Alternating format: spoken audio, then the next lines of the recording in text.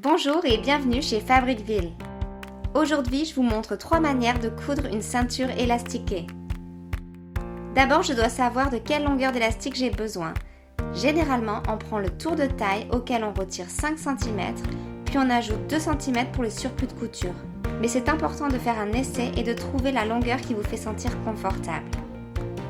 Pour nos 2 premières méthodes, on va superposer les extrémités de la bande élastique et les piquer ensemble avec 2 lignes par sécurité.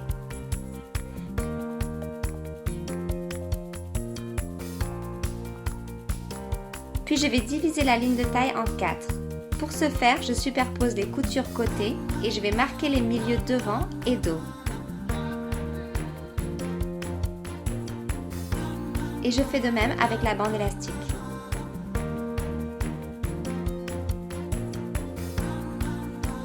Première méthode, j'épingle l'élastique au bord supérieur de la jupe en faisant correspondre les repères.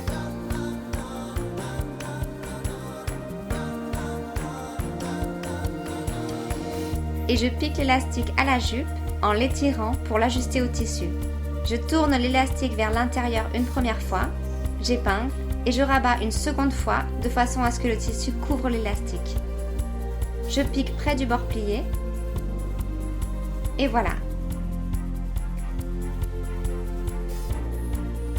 Pour notre seconde méthode, on commence de nouveau par diviser la taille en 4 et je trace une ligne sur la bande élastique à 1 cm du bas.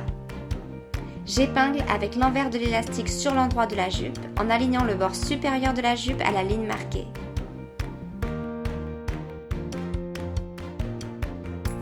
Je pique en étirant l'élastique.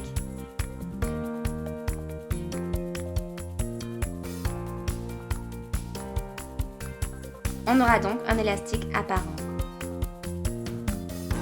Pour notre troisième méthode, on ne va pas commencer par assembler les bords de l'élastique. Je plie le bord supérieur de la jupe vers l'intérieur et je vais épingler, formant un tunnel pour l'élastique.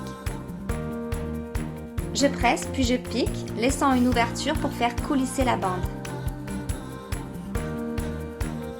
Je l'insère à l'aide d'une épingle de sûreté.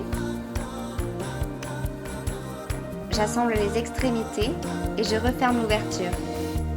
Et voilà! À présent, vous connaissez 3 manières faciles de coudre une ceinture élastique, ce qui est parfait pour coudre rapidement des jupes d'été.